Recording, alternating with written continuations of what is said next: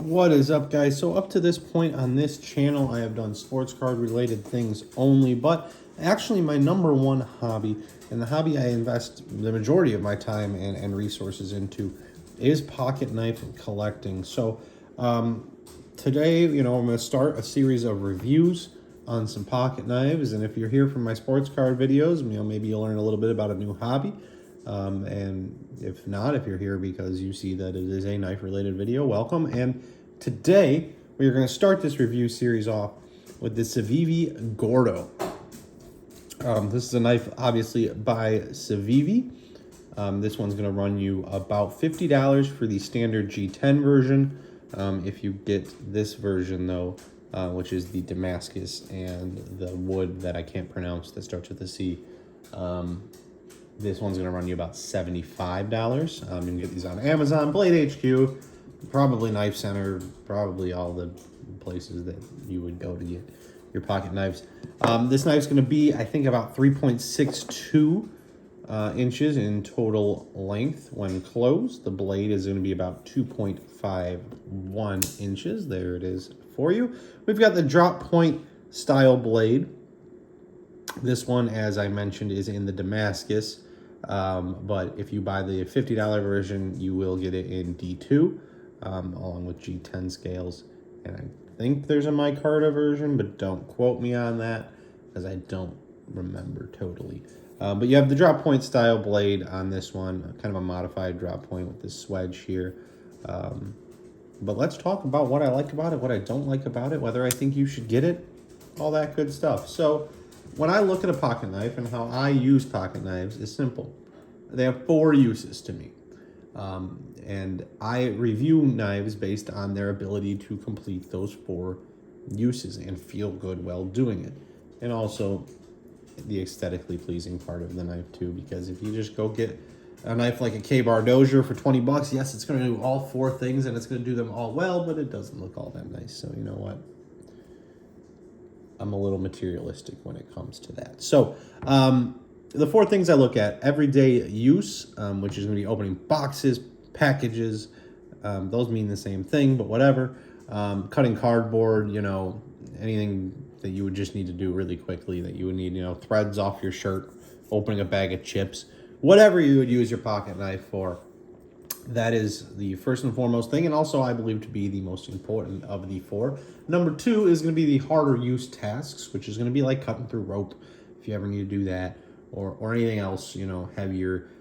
If you're going to use it as like a pry bar, which you shouldn't do with a pocket knife that has a lock on it, because it will break. But if you're going to use it as a pry bar, if you're going to use it as a scraping tool, that's what I consider more so, that little harder use category. Third is the fidget factor, because let's be honest here, all of us who have and collect pocket knives enjoy just opening and closing them over and over. And that is something I look for in knives that I do buy, is whether or not that is fun to do. And finally, and this is a distant 4th place in terms of importance, is the tactical aspect. Look, you probably shouldn't be using a pocket knife as a self-defense tool if you have another option. But if you don't have another option, then certainly a blade can help. And I do consider it to some extent when I am looking at a knife. Although, again, I won't ever buy one strictly for that purpose, because you really, and I cannot stress this enough, should not be using a knife in a life or death situation.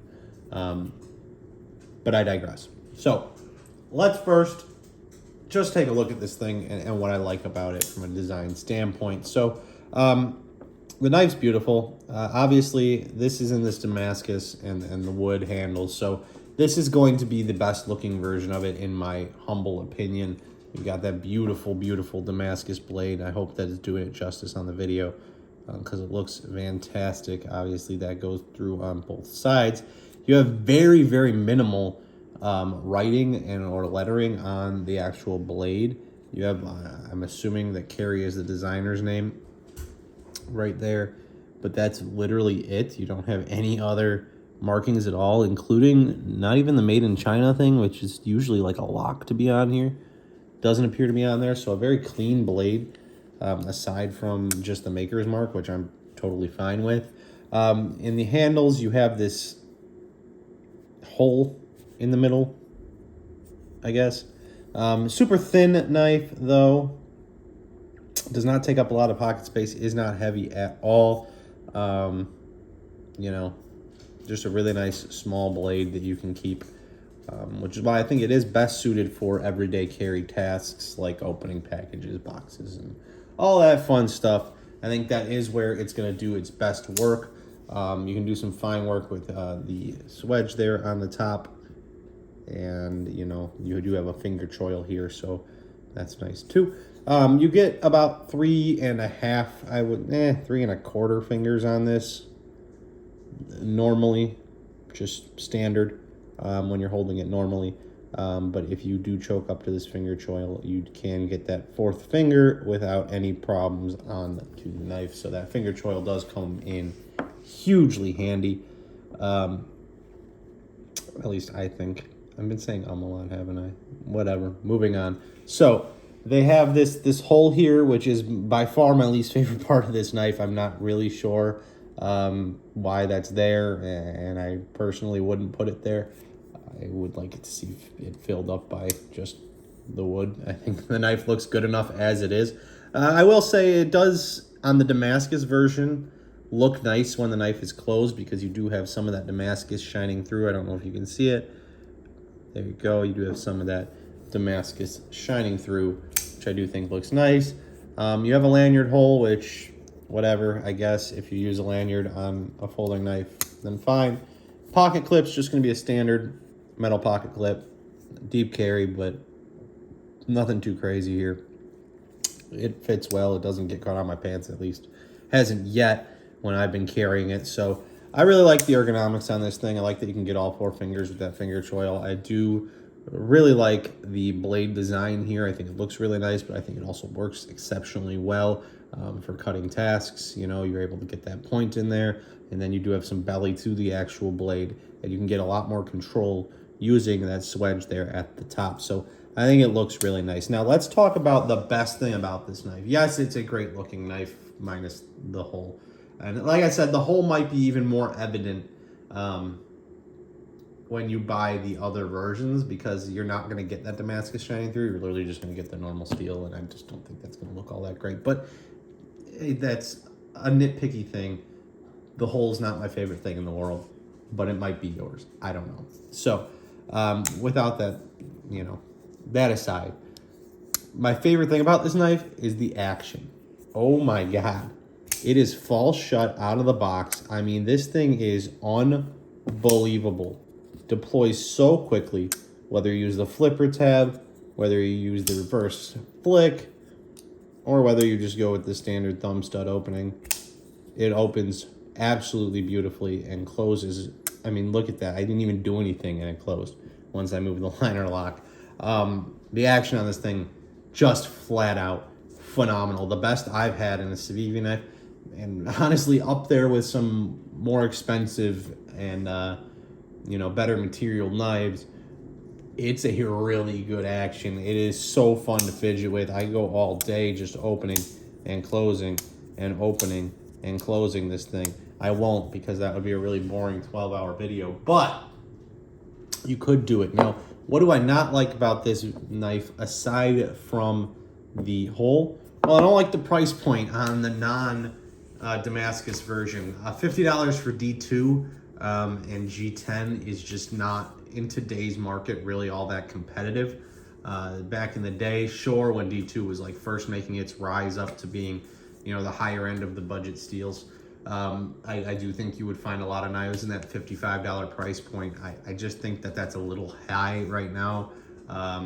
You know, I'd like to see some like 14C28N or, you know, something like that over the D2 for the $50 price point, especially when it's just G10 on the handles and not micarta or anything like that. So that's a me personally thing. D2 still works great. It's just, I like to look at it from a value perspective. Do I feel that I'm getting that value at $50?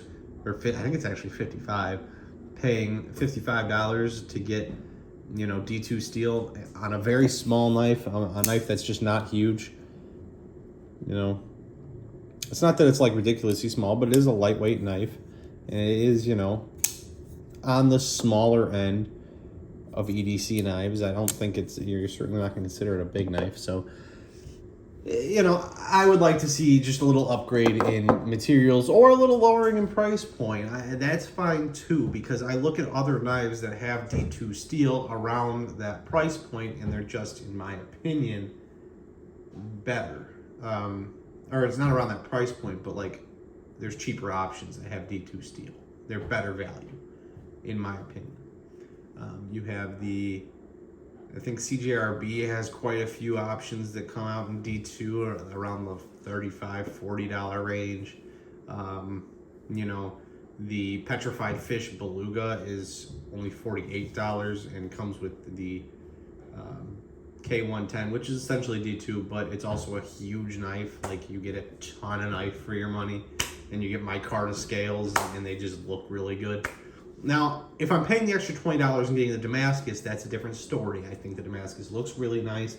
I think the wood handles feel really nice. I think it's a great knife. And at $75, I'm okay with that, because you are getting that Damascus blade. You are getting sort of an art piece versus just a knife. The other thing that I personally just can't stand about this knife is they have it officially listed as 2.51 inch blade length. If that's accurate, and I didn't measure it, so I can't guarantee it, but if what they are listing as accurate, you have put it just over the legal limit in a lot of places. So, for example, I know the city of Chicago does not allow knives with a longer than 2.5 inch blade. So you've now put this one just ever so slightly out of the range of something that I can technically legally carry. And all you had to do was take it down 1/10 of an inch. That kind of bugs me a little bit. If that's accurate, again, I don't want to guarantee it, but I'm looking at the specs that they have listed on Blade HQ and their website, and it says 2.51. So if that's accurate, we've gone over the 2.5 inch limit by 1/10 of an inch. That's where I kind of get a little bugged, you know? Like, that's where I kind of like, oh, I feel like we could have just shaved it down. Now, if it's a 3-inch blade, I'm not going to go, well, you should have made it under 2.5. No, because that's meant to be a 3-inch blade. This is meant to be a bit of a smaller blade, so we should have kept it at that 2.5 limit or slightly below, in my opinion. However, overall, this knife has some of the best action of any budget knife I've ever seen. It fits really nicely in the hand, and it's a really good-looking knife, minus the massive hole in the middle that they really shouldn't have put there, but it's there, whatever. You know, you do have the problem with some legality issues with the 2.51 inch blade and not being under 2.5, but overall, that's not going to be an issue in the majority of places that you go. Knife opens really well, cuts beautifully, it was razor sharp out of the box. All in all, I do recommend it, but I personally recommend spending the extra $20 and getting the Damascus version. I think you're getting a huge upgrade over the standard G10 version, but I'll leave that up to you. Thank you guys so much for watching, and talk to you later.